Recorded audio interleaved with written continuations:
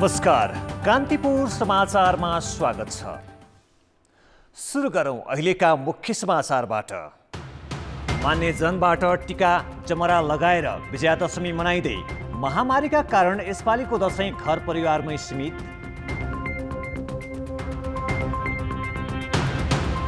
प्रधानमन्त्री ओलीले प्रमुखलाई मोदीको विशेष दूतका रूपमा भेटेको उप प्रधानमन्त्री पोखरेलको दाबी। विदेशी जासुसको काखमा लडीबुडी गर्नेले नै विरोध गरेको जिकिर। कोरोना संक्रमण हुन नदिने र प्रतिरोधी क्षमता बढाउने भन्दै जथाभावी औषधि सेवन गर्ने प्रवृत्ति। उल्टै जोखिम निम्तन सक्ने चिकित्सकको चेतावनी। चीनको सिन्जियाङमा एकजनामा कोरोना संक्रमण देखिएपछि कास्गार सहरका 47 लाखको परीक्षण गरिँदै 2 दिनमै 28 लाखको परीक्षण सम्पन्न। र सागमा ब्याडमिन्टनका सामग्री खरिदमा अनियमितता भएको ठहर सहितको प्रतिवेदन राखे पमै गुपचुप, दोषीलाई जोगाउन बहानाबाजी।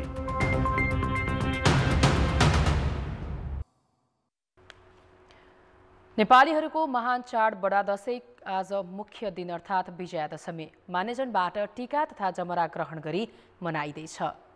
घटस्थापनाको दिन विधिपूर्वक राखेको जमरा आश्विन शुक्ल दशमीका दिन शक्ति स्वरूपा दुर्गा भवानीको प्रसादका रूपमा लगाउने गरिन्छ। उत्तम साइत बिहान 10:19 भए पनि दिनभर टीका र जमरा लगाउने क्रम चलेको हो। आजको दिन आफैमा शुभ भएकाले टीका लगाउन साइत नचाहिने पञ्चाङ्ग निर्णायक समितिले जनाएको छ। असत्यमाथि सत्य र आसुरी शक्तिमाथि दैवी शक्तिको विजयको प्रतीकका रूपमा मनाइने विजयादशमी बडा दशैंको सबैभन्दा महत्त्वपूर्ण दिन हो।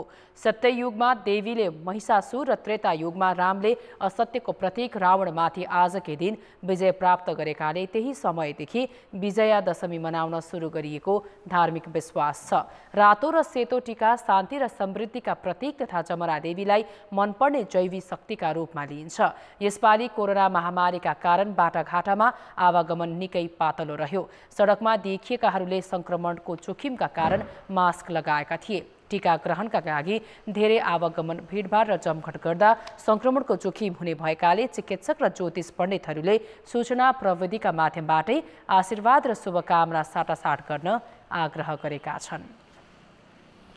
यसपालिको दशैं सामान्य अवस्थाको भन्दा फरक रह्यो। कोरोना महामारीले विगतका वर्ष जस्तो उल्लासमय भएन।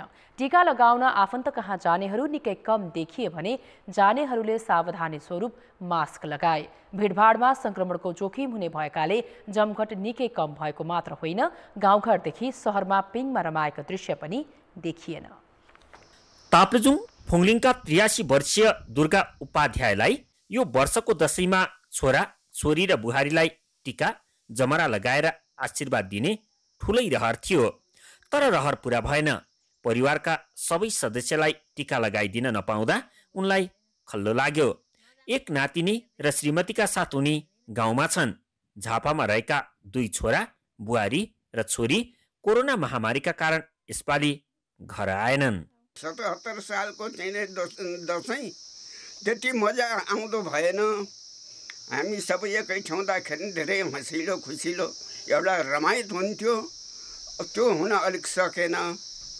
कसैलाई कोरालो, कसैलाई बुढाबुढी। ताप्लेजुङ मात्र नभएर पश्चिमको रुकुम पूर्व र राजधानी नजिकैको सिन्धुपाल्चोकको अवस्था पनि उस्तै छ। महामारीका बेला ओहोर दोहोर गर्दा संक्रमणको जोखिम हुने भएकाले धेरै जसो गाउँ गएनन्। गाउँमा भएकाहरू सहर आएनन्। मेरो नाता नातिनी छोरा छोरी बन्नुभयो, आउनु पाएन। यसपालिको दशैं मलाई खाल्लो भयो। भक्तजनले नछाड मछाड गरेर पूजा गर्ने शक्तिपीठ बन्द रहे। रोटी पिङको त कुरै छोडौँ, विगतका वर्ष टोलमा देखिने लिङ्गे पिङ पनि यसपालि देखिएन। अब टाढो टाढो छ छोरीको घर, छोरी पनि आउनु पाएन। अब रमाइलो नै छैन। छोरी चाहिँ आगो भए, नाता नातिनी आगो भए राम्रो रमाइलो हुन्थ्यो। अब केहीको रमाइलो छैन यसपालि। पहिलोको सालमा जस्तो दशैं मानिएको थियो त्यो दशैं अहिले भएन। एउटा नीति र विधि मात्रै पूर्व मात्रै नित्य पूजा गरिने भयो। जमराहरू हुर्किएका छन्। ती जमराहरू पनि अब विधिको रूपमा मात्रै प्रयोग हुने भयो। सधैँ गाउँका मान्छेहरू थोडा आफूभन्दा जान्ने मान्ने बुढापाकासित आशीर्वाद दिन जाने अनि जमरालाई टिका लगाएर आउने त्यो अवस्था रहेन। दसैँ मिलनको पर्व पनि हो। पारिवारिक बेमेल, आपसी मनमुटावका कारण बेमेल भएकाहरू यो बेला आशीर्वाद लिन मान्यजन कहाँ जान्थे, पुनर्मिलन हुन्थ्यो। तर यसपालि एकजना सङ्क्रमितबाट परिवार मात्र होइन, टोल नै महामारीबाट नबच्ने भएकाले धेरै जसोले सजगता स्वरूप आफू बसेकै ठाउँमा दसैँ मनाएका हुन्। आफन्त कहाँ ओहोर दोहोरलाई प्राथमिकता नदिएका हुन्।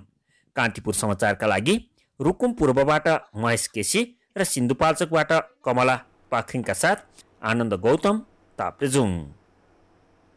कोरोना महामारीले राष्ट्रपति र प्रधानमन्त्रीदेखि विभिन्न राजनैतिक दलका नेताले यसपालिको टीका परिवारका सदस्यभित्रै सीमित गरेका छन्। संक्रमणको जोखिम भएकाले उनीहरूले विगतका वर्षमा जस्ता कार्यकर्ता र शुभेच्छुकलाई टीका लगाइदिएनन्। राष्ट्रपति विद्यादेवी भण्डारीले गुरु खेमचन्द्र ढकाल र आमा मिथिला पाण्डेबाट टीका ग्रहण गरेकी छिन्। राष्ट्रपतिले प्रधानमन्त्री केपी शर्मा ओली र उनकी पत्नी राधिका साक्यलाई पनि टीका लगाइदिइन्।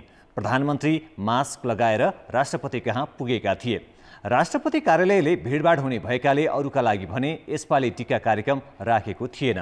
प्रधानमन्त्रीले पत्नी राधिका र निवासका सीमित सदस्य बाहेकलाई टीका लगाइदिएनन्। सत्तारूढ नेकपाका अध्यक्ष पुष्पकमल दाहाल, प्रमुख प्रतिपक्ष नेपाली काङ्ग्रेसका सभापति शेरबहादुर देउवा लगायत नेताले पनि टीका परिवारका सदस्यमै सीमित गरेका थिए। सामान्य अवस्थामा नेता कहाँ कार्यकर्ता र शुभेच्छुकको भिड लाग्ने गर्दथ्यो।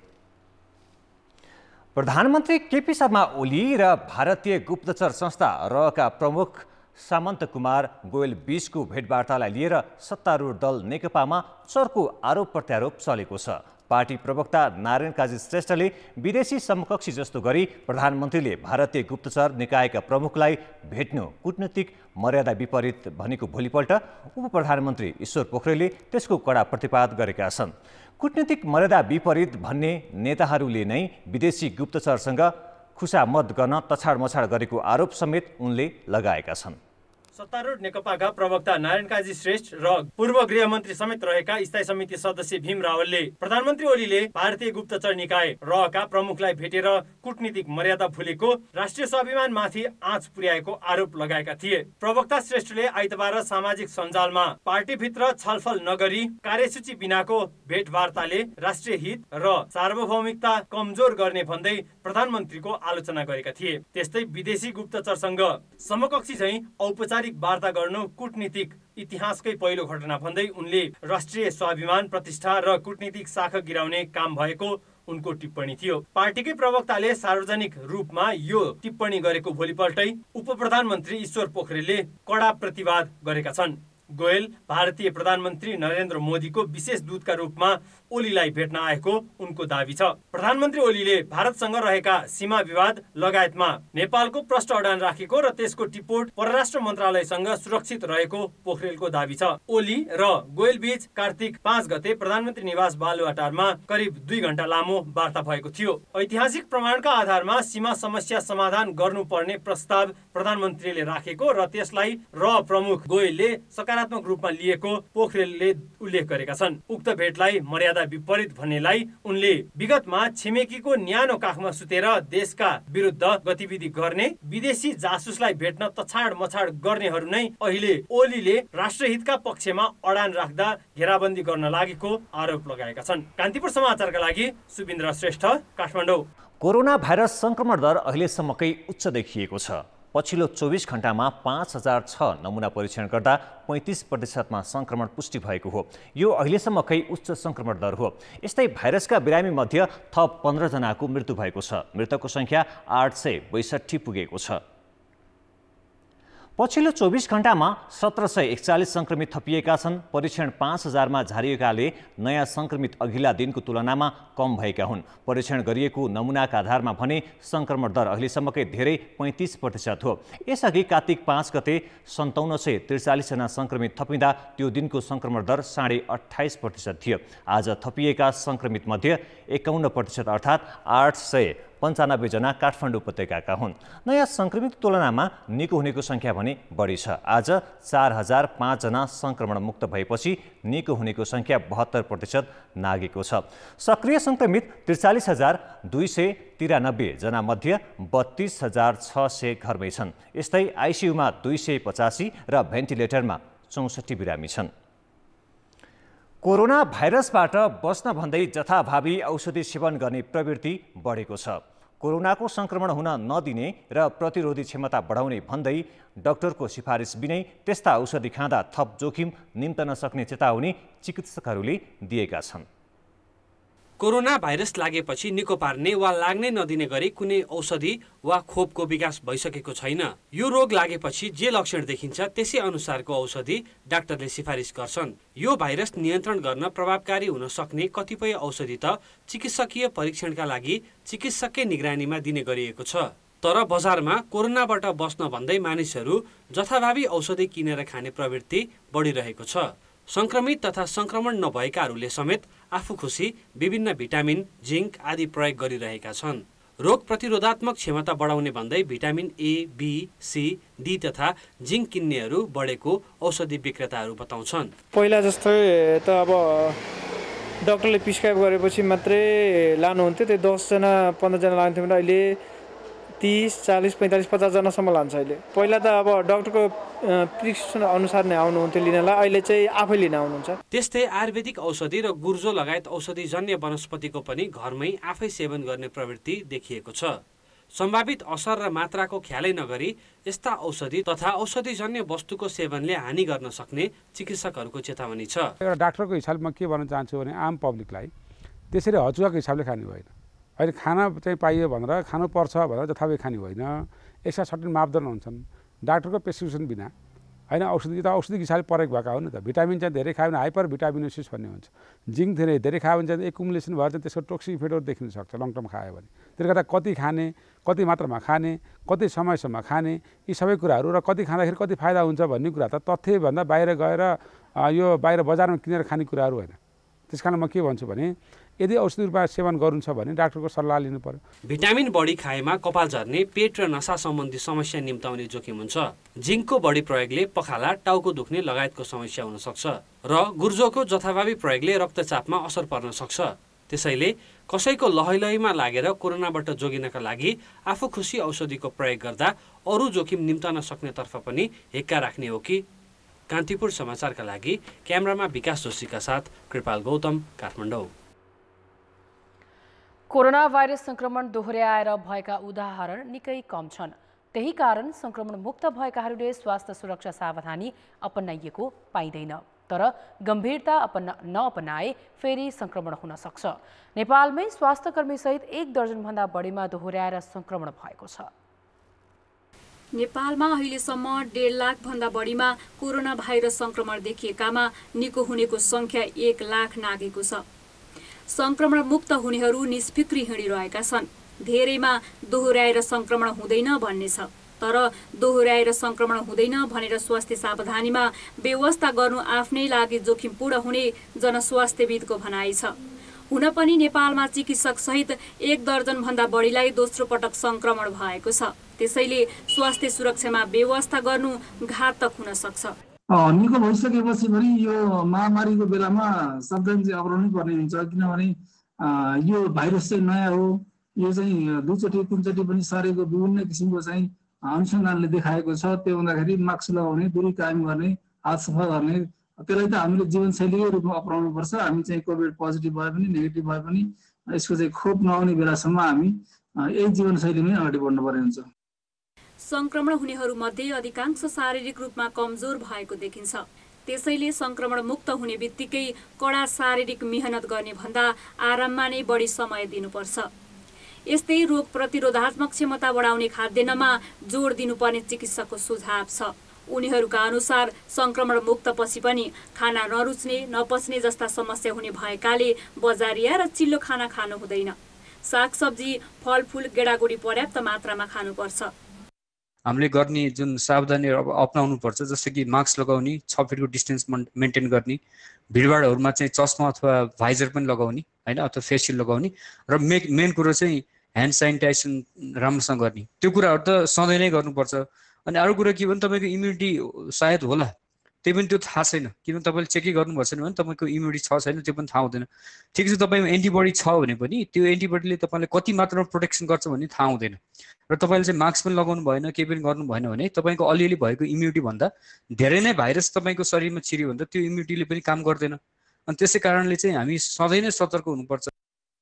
अझ आइसियुमा उपचार गराएर निको भएका संक्रमितले त विशेष ध्यान दिनुपर्छ। त्यस्ता बिरामीको फोक्सो, मृगौला र मस्तिष्कमा 25 सम्म असर पर्ने जोखिम हुने भएकाले चिकित्सकले निको भएकै आधारमा स्वास्थ्य सावधानीमा बेवास्ता नगर्न भनेका छन्। कान्तिपुर समाचारका लागि अञ्जना लामिछाने, काठमाडौँ। कोरोना महामारीको कारण देखाएर रोकिएको काठमाडौँ नागढुङ्गादेखि धादिङको सिस्ने खोलासम्मको सुरुङ मार्ग निर्माणको काम सुरु भएको छ।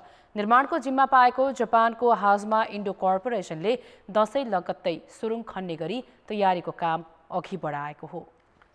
यति बेला सिस्ने खोलाबाट सुरु हुने सुरुङको मुखतर्फ जाने पुल निर्माणको काम अघि बढेको छ। सिस्ने खोलालाई अर्कोतिर फर्काउने काम पनि भइरहेको छ। नागढुङ्गामा पनि कल्भर्ट बनाउन कटिङ लगायतका काम अघि बढेको आयोजनाले जनाएको छ। पुल निर्माणको काम सकेपछि दशैं लगत्तै सुरुङ खन्न थालिनेछ।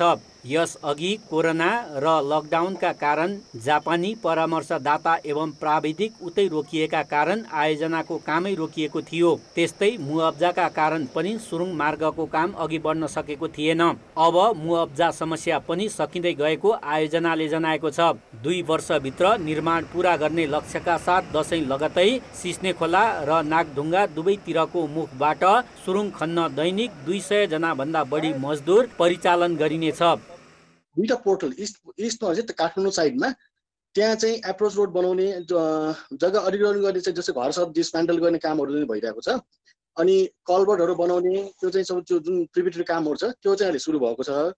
अनि पोर्टल इस्ट पोर्टल पनि त्यहाँको स्लोप कटिङ गरेर ड्रेनेज सेनेज बनाउने काम चाहिँ सुरु भएको छ। त्यस्तै वेस्टतिर चाहिँ धादिङतिर चाहिँ अहिले चाहिँ यो सिस्नेरी खोलालाई डाइभर्ट गर्ने काम चाहिँ केनालहरू बन्दैछ। अनि त्यसपछि आएर त्यो फिलिङ गरेर अब चाहिँ टनल खन्नको लागि सबै तयारी भइसकेको छ। अहिले दशैंले गर्दाखेरि चाहिँ उहाँले चाहिँ यो 2-4 दिनभित्रै खन्ने सुरु चाहिँ प्लान थियो। जापानको 18 अर्ब सहुलियत ऋण र नेपालको 5 अर्ब रुपैयाँ लगानीमा यो आयोजना सम्पन्न गर्ने लक्ष्य छ। सुरुङ 2 किलोमिटर 680 मिटर लम्बाइको हुनेछ। आयोजना अन्तर्गत 2वटा सुरुङ निर्माण हुनेछन्। दुवै सुरुङ ठाउँ ठाउँमा भूमिगत रूपमै जोडिनेछ। एउटामा सवारी गुड्ने र अर्कोलाई दुर्घटनाको अवस्थामा उद्धार लगायत काममा प्रयोग गरिनेछ।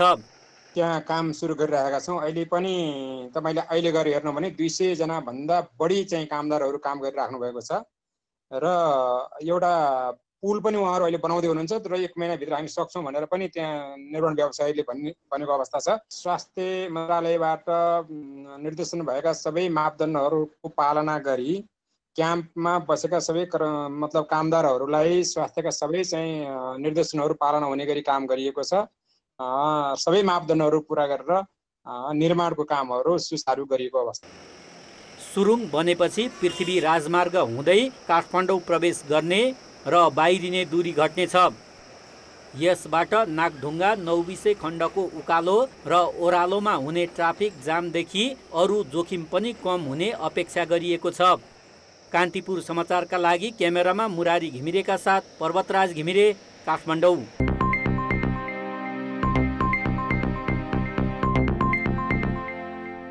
दाताको सहयोगमा सञ्चालित कार्यक्रम एकपछि अर्को गरी असफल हुन थालेका छन्। सरकारी निकाय बीचमै समन्वय अभाव, आर्थिक हिनामिना, दाताको स्वार्थ, फितलो अनुगमन लगायत कारण वैदेशिक सहायताका कार्यक्रम असफल भएका हुन्। 1.5 दशक यता सञ्चालित अधिकांश ऋण तथा अनुदानका कार्यक्रमको प्रतिफल शून्य जस्तै छ।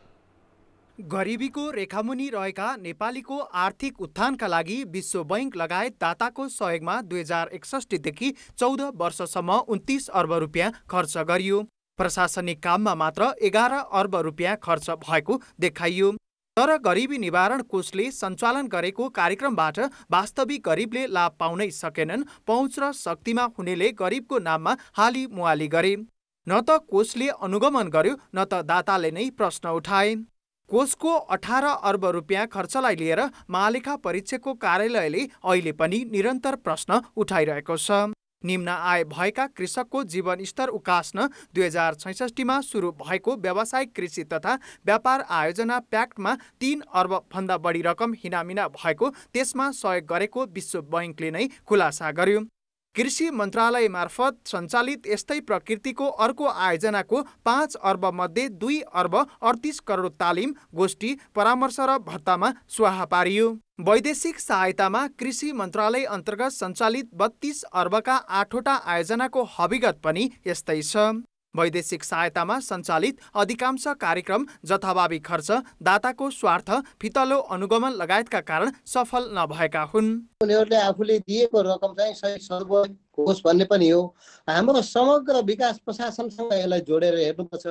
हाम्रो नेपाल सरकारको आफ्नै स्रोतबाट आयोजना कार्यान्वयन हुँदा पनि ती आयोजनाहरू लामो समयसम्म रहेका छन्, क्रोनिक भएका छन्।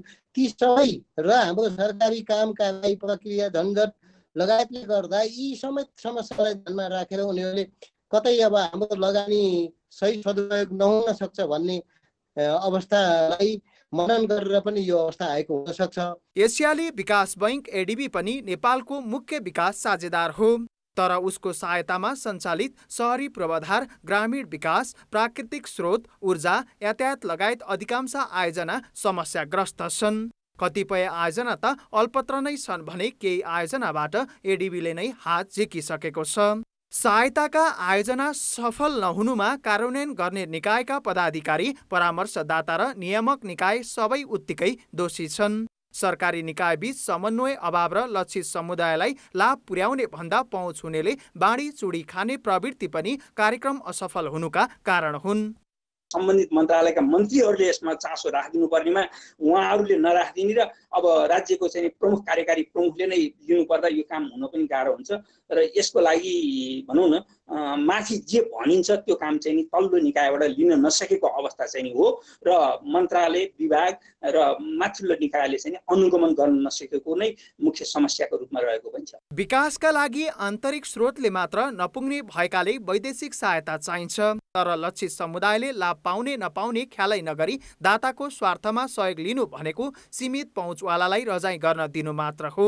त्यसैले असफल कार्यक्रममा देखिएका कमजोरी सुधार नगर्ने हो भने सहायताका लागि हात पसार्नुको औचित्य छैन। कान्तिपुर समाचारका लागि बाबुराम तिमिलसिना, काठमाडौँ। दशैंमा जति टीका, जमरा र चङ्गाले जनजीवनमा उल्लास बढ्छ, मालश्री धुनले पनि उत्तिकै उद्वेलित बनाउँछ। यस धुनको विशेषता र महत्त्वबारे संस्कृतिविद तेजेन्द्र बाबु ग्वाङ यसो भन्छन्।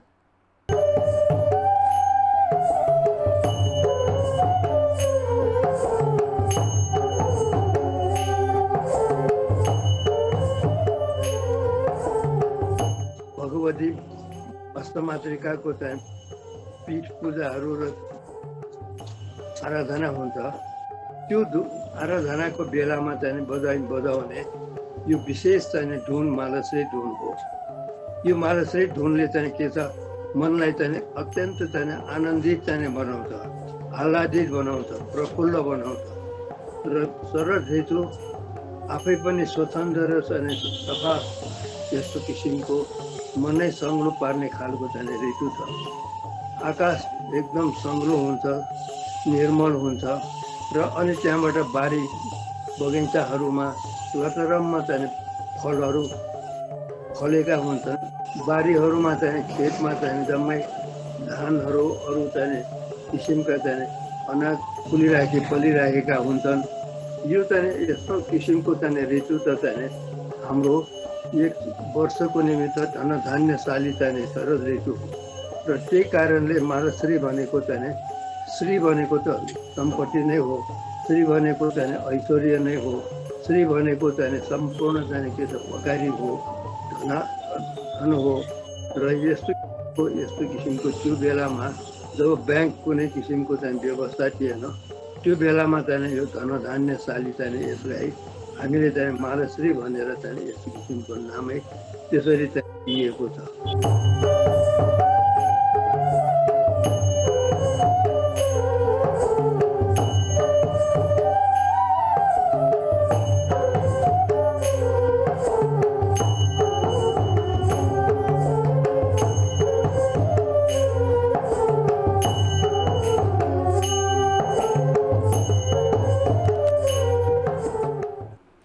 अब जनमतको अन्तिम परिणाम। जनमतमा हिजो हाम्रो प्रश्न थियो, बजारमा तरकारीको मूल्य अचाकले किन बढेको होला? ए, नियमनको अभावले, बी, आपूर्ति नै कम भएर, र सी, बिचौलियाको बिगबिगीले। जनमतको अन्तिम परिणाम यस्तो छ, ए, नियमनको अभावलेमा 25%, बी, आपूर्ति नै कम भएरमा 8% र बिचौलियाको बिगबिगीलेमा 67%। अब जनमतमा आजको प्रश्न। जनमतमा आज हाम्रो प्रश्न छ, कोरोनाबाट बच्न भन्दै जथाभावी औषधि खाने प्रवृत्ति नियन्त्रणका लागि के गर्नु पर्ला? ए, डाक्टरको सिफारिस अनिवार्य, बी, विक्रेतालाई जिम्मेवार बनाउने, र सी, आफै सचेत हुने। जनमतको अन्तिम परिणाम भोलि साँझ 8 बजेको कान्तिपुर समाचारमा प्रसारण गर्नेछौँ। कृपया NEWS news space A, B वा C टाइप गरी 34001मा SMS गरी आफ्नो मत व्यक्त गर्नुहोला। अब जनताका आवाज हामीले आज सुनसरी र मोरङमा सोधेका छौँ, दसैँमा टिका थाप्दा के आशीर्वाद लिनुभयो? के आशीर्वाद दिनुभयो? जनताको आवाज। कहिले रोग ब्याध नलागोस्, धेरै पढ्नु, ज्ञानी मान्छे ज्ञानी हुनु, केटाकेटीलाई त भन्ने कोरोना संक्रमितबाट मुक्त हुँ भन्ने आशीर्वाद लिउँ र आशीर्वाद पनि त्यही दिउँ। यही कोरोनाबाट चाहिँ हाम्रो देशलाई चाहिँ मुक्त होस् भन्ने आशीर्वाद र आफ्नो परिवारलाई मुक्त होस् भन्ने आशीर्वाद आमाले दिनुभयो। अब सुस्वास्थ्य दीर्घायुको कामना गर्नुभयो उहाँहरूले, त्यस्तै आशीर्वाद पाइयो। नाति नातिनालाई, छोरा बुहारीलाई राम्रो हुनु, डाँडा काँडा राखौँ भनेर दियो। धेरै पढ्नु, ज्ञानी हुनु, ठुलो मान्छे बन्नु, अरूसँग मुख मुखै नलाग्नु भनेर आशीर्वाद दिनुभयो। अहिलेको यो कोरोनाले कसैले दुःख नदियोस्। छोरा बुहारी, नाति नातिना, पनाति पनातिना, जनाति जनातिनालाई राम्ररी पढुन्, ठुला मान्छे बनुन् भनेर ठुलो आशीर्वाद दिएको छु। यो देशको प्रगति होस्, परिवारको हित होस्, सबै राष्ट्रको कल्याण होस्, नागरिकहरूको उन्नति होस् भन्ने नै मैले शुभकामना व्यक्त गरेको छु। आशीर्वादमा यो कोभिड-19 का कुराहरू पनि आए। रोग नलागोस् भन्दाखेरि रोगको ठाउँमा चाहिँ त्यो कोभिड-19 नलागोस् भन्ने कुराहरू पनि आयो। घरबाट बाहिर ननिस्किकन आफ्नै घरमा बसेर रमाइलो गरेर दसैँ मनाऊ भन्ने आशीर्वाद हामी सबैमा पायौँ। कोरोना मुक्त हौँ, स्वस्थ रहौँ, आफ्नै घर परिवारमा मात्रै गरौँ, टाढा टाढा नजाउँ भन्ने नि लियौँ हामीहरूले। रोग व्याधि नलागोस्, सुख शान्ति छाओस्, कोरोना हटेर जाओस् भन्ने किसिमका त्यस्तै किसिमका आशीर्वादहरू पाइयो।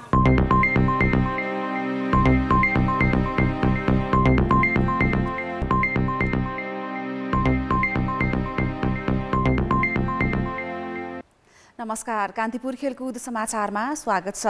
खेलकुदमा अनियमितताका प्रसङ्गहरू बारम्बार निस्कन्छन्, तर प्राय गम्भीर छानबिन र दोषीलाई कारवाही भएको निकै कम देखिन्छ। गत वर्ष दक्षिण एसियाली खेलकुद सागका बेला ब्याडमिन्टन खेलाडीको सामग्री खरिदमा आर्थिक हिनामिना भएको भन्दै खेलकुद मन्त्रालयले नै छानबिन समिति बनाएको थियो। समितिले अनियमितता भएको ठहरसहित राष्ट्रिय खेलकुद परिषदमा प्रतिवेदन समेत बुझाइसकेको छ, तर अहिलेसम्म राखेपले दोषीलाई कारवाही गर्न कुनै चासो देखाएको छैन। गत मङ्सिरमा आयोजना भएको दक्षिण एसियाली खेलकुद सागका बेला सामग्री खरिदमा आर्थिक हिनामिना भएको र आफूले पाउने सामग्री अझै नपाएको भन्दै ब्याडमिन्टन खेलाडीले नै उजुरी दिएका थिए। उजुरी युवा तथा खेलकुद मन्त्रालयसम्म पुगेपछि राखेपका सदस्य गोविन्द भट्टराईको संयोजकत्वमा छानबिन समिति नै गठन गरियो। समितिले करिब 1.5 महिना लामो छानबिनपछि हिनामिना भएको ठहर गर्दै परिषदलाई 41 पृष्ठ लामो प्रतिवेदन बुझायो। सागका बेला ब्याडमिन्टनमा करिब 52 लाख रुपियाँ खर्च भएको र खेलाडीको सामग्रीमा मात्रै करिब 2.5 लाख रुपियाँ हिनामिना भएको छानबिन समितिको निष्कर्ष छ। हामीले प्रतिवेदनमा सम्पूर्ण घटनाको अवस्था, संलग्न व्यक्ति, संस्था तथा निकायहरूको चाहिँ भएको दायित्व र जिम्मेवारी र त्यसबाट भएको हानि नोक्सानी र असर र त्यसमा प्रत्यक्ष संलग्न व्यक्तिहरू र त्यसमा देखिएको उनीहरूको कसुरको बारेमा हामीले उल्लेख गरेका छौँ र केही जिम्मेवार व्यक्तिलाई कारबाहीको लागि पनि सिफारिस गरेका छौँ। खेलाडीलाई दिनुपर्ने जुत्ताको बिल बढी राखेर कमसल जुत्ता दिएको र परिषदबाट लिनुपर्ने भुक्तानी भने लिइसकेको समितिको ठहर छ। म्याटको मूल्य पनि बजार भावभन्दा 3 गुणा देखाइएको छ। म्याटमा मात्रै करिब 19 लाख रुपियाँ खर्च गरिएको थियो। खरिद गरिएको बिल अनुसारको सामग्री पुरै नल्याएको छानबिनमा पाइएको छ। तर प्रतिवेदनको सिफारिस कार्यान्वयनमा परिषदले चासो दिएको छैन। म अहिले अध्ययनको क्रममै छु। अध्ययन मैले लगभग सकिसकेँ। त्यसमा अब विभिन्न व्यक्तित्वहरूलाई दोष देखाएको छ। अब जो व्यक्ति हो त्यसमा चाहिँ पहिलो कुरो के हो भने जुत्ता प्राप्त नगरिकन जुत्ता प्राप्त गरेको सिग्नेचर गरेको देखाएको छ। भनेको सामान चाहिँ डेलिभरी नगरेको देखाएको छ। कोटेसन चाहिँ पुरैको टेन्डर हालेको छ, तर सामान चाहिँ मैले यति मात्रै सामान चाहिँ मैले सप्लाई गरेको हुँ, अरू मैले गरेको छैन भनेर गैर जिम्मेवारीपन देखाएको छ। र जो मान्छेहरूलाई त्यसले इन्डिकेसन गरेको छ उनीहरूलाई छिटै नै कारबाही हुन्छ। सागमा नेपालले ऐतिहासिक 51 स्वर्ण जित्दा खेलाडीले सम्मान त पाए, तर कतिपयले कमसल खेल सामग्रीकै कारण सोचे जस्तो नतिजा दिन नसकेको गुनासो समेत गरेका थिए। त्यसमाथि खेलाडीले उजुरी गरेर छानबिन समितिले अनियमितताको ठहर गर्दा समेत दोषीलाई कारबाही गर्न राखेपले विभिन्न बहाना बनाउँदै आएको छ। प्रतियोगिता सकिएको 1 वर्ष भइसक्दा समेत दोषीलाई कारबाही नहुनुले औँला राखेपतिरै तेर्सिएका छन्। कान्तिपुर समाचारका लागि क्यामेरामा विकास जोशीका साथ खेलकुद ब्युरोको रिपोर्ट। खेलकुद समाचार अहिलेलाई यति नै। धन्यवाद सबिना। अब मौसम सम्बन्धी जानकारी।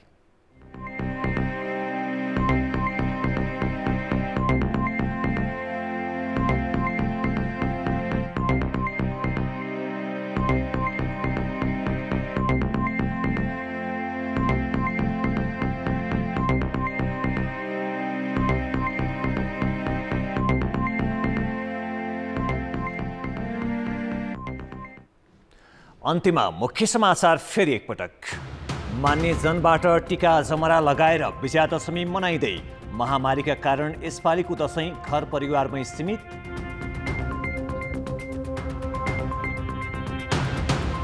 प्रधानमन्त्री ओलीले र प्रमुखलाई मोदीको विशेष दूतका रूपमा भेटेको उप प्रधानमन्त्री पोखरेलको दाबी।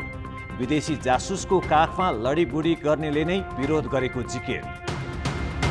कोरोना संक्रमण हुन नदिने र प्रतिरोधी क्षमता बढाउने भन्दै जथाभावी औषधि सेवन गर्ने प्रवृत्ति, उल्टे जोखिम निम्तन सक्ने चिकित्सकको चेतावनी। चीनको सिन्जियाङमा 1 जनामा कोरोना संक्रमण देखिएपछि कास्कार सहरका 47 लाखको परीक्षण गरिँदै 2 दिनमै 28 लाखको परीक्षण सम्पन्न। र सागमा ब्याडमिन्टनका सामग्री खरिदमा अनियमितता भएको ठहर सहितको प्रतिवेदन राखेपमै गुपचुप, दोषीलाई जोगाउन बहानाबाजी।